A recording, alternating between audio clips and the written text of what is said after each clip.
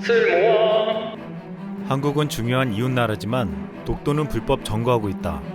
일본이 지난 19일 2020년판 외교청사에서 언급한 내용입니다. 한국 정부는 그동안 이런 기술이 사실과 다르다고 수차례 지적했으나 일본은 전혀 수정하지 않았습니다. 더 나아가 한때 일본의 한 우익 정치인은 무력으로 독도를 점거해야 한다고 발언한 바 있습니다. 아베 내각의 2인자 아소다로는 한반도 유사시에 일본에 유입되는 난민을 사살해야 한다고 말해 논란이 되기도 했습니다. 이렇게 일본은 아직도 은연중에 한국에 대한 야욕을 드러내고 있습니다. 지난해 강제징용 판결을 부정하며 수출 규제를 감행했던 일본 아베 정권은 최근에는 감염병 사태와 같은 긴급사태에 대응하기 위해 개헌이 필요하다는 주장을 하고 나섰습니다. 감염 확산을 막기 위해 노력하기는커녕 이 판국에도 평화헌법 개헌을 꺼내는 아베 정권의 저희가 의심스러웠습니다. 그런데 이런 아베 정권의 행동에는 한국을 의식한 행동이라는 말이 나오고 있습니다. 한국에는 일본에게 없는 괴물이라 불리는 미사일이 있기 때문입니다. 그것은 바로 현무포 미사일입니다. 한국이 개발한 현무포 미사일의 사거리는 800km급으로 북한 전역을 타격할 수 있으며 비행속도를 마하 10과 탄도 중량 2톤이라는 상식을 초월하는 수준의 파괴력을 가지고 있습니다. 군 당국에서는 이 미사일이 현존 최강의 벙커버스터인 GBU-57 대비 최소 3배 이상의 관통력을 가지고 있는 것으로 보고 있습니다. 이 정도라면 강화 콘트리트는 24m 이상, 일반 지면은 180m를 뚫고 들어가는 수준으로 사실상 전술핵급 유력입니다. 현무포는 토마호크보다 탄도 중량이 4배의 마하 10의 속도를 가지고 있어 대략 15배의 폭발력을 지니고 있다고 평가받고 있습니다. 한국은 공식적으로 핵무기를 만들 수 없으니 핵무기에 비견할 만한 위력을 가진 미사일을 만든 것입니다.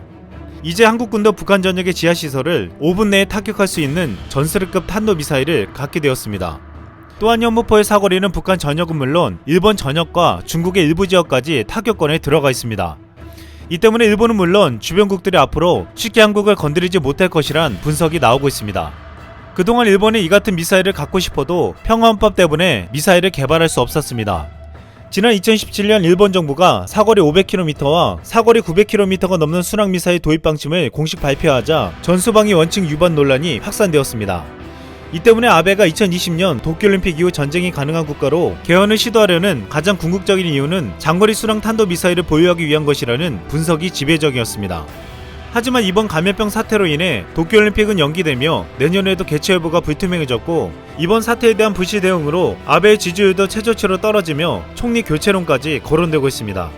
즉 일본이 평화법을 바꿔 한국과 같은 미사일을 갖는 건 그저 꿈에 그칠 수 있다는 것입니다. 그동안 한미 미사일 지침으로 한국은 미사일을 개발하면서 사거리와 탄두 중량에 대한 제한을 가지고 있었습니다. 그러나 그동안 꾸준한 북핵의 위협으로 한국은 미국과 꾸준히 협상을 통해 개정해왔고 트럼프 행정부와 4차 개정에서는 결국 최대 사거리를 800km로 늘리고 탄두 중량의 제한도 없앴습니다. 이로 인해 한국은 엄청난 유력의 현무포를 개발할 수 있게 된 것입니다. 트럼프는 지난 8일 한국이 상당 수준의 방위비 분담금을 내겠다는 데 합의했다며 매우 감사하게 생각한다고 말했습니다. 이에 청와대는 협상 진행 중이라고 일축했지만 트럼프는 이미 자신의 뜻대로 증액이 합의된 것처럼 기정사실화했습니다. 트럼프는 49% 인상한 13억 달러를 제안한 사실을 흘리며 여론전을 펼치고 있지만 한국은 13% 이상은 어림없다고 버티고 있습니다. 미국은 49% 인상한 13억 달러가 최종 제안이라고 못 박았습니다. 그동안 미국 트럼프 행정부는 공식적으로는 부인해왔지만 주한미군 철수가 다시 거론될 수 있다고 전망되고 있습니다.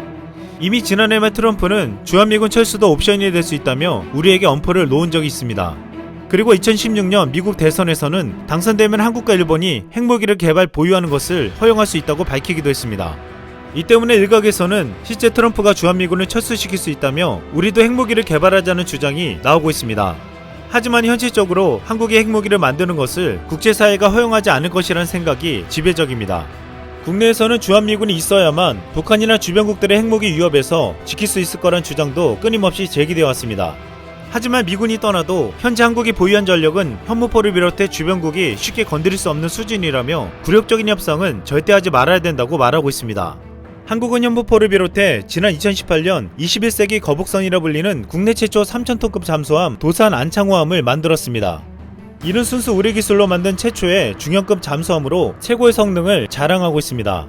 디젤 엔진으로 리튬 전지를 이용해 잠항기간이 20% 상승하며 한 번 잠수하면 20일 동안 물속에서 작전을 펼칠 수 있는 것으로 알려졌습니다. 또한 도산 안창호함에는 국내 잠수함 최초로 6개의 탄도미사일을 발사할 수 있는데 앞으로 사거리 1500km 이상의 국내 순항미사일 현무3C가 탑재될 예정입니다. 한국은 또한 잠수함 탄도미사일 SLBM도 개발 중이며 무엇보다 5,000톤급 핵 잠수함과 항공모함도 만들 계획을 세우고 있습니다. 현재 미국이 끝까지 한국이 받아들일 수 없는 인상안을 고집한다면 한국 국민들은 굴욕적인 협상보다는 주한미군을 철수하라고 큰소리치고 있습니다. 이 소리가 무모한 소리가 되지 않게 한국 정부는 그동안 스스로 지킬 수 있는 강한 군대를 만들어가고 있습니다. 이상 쓸멍이었습니다.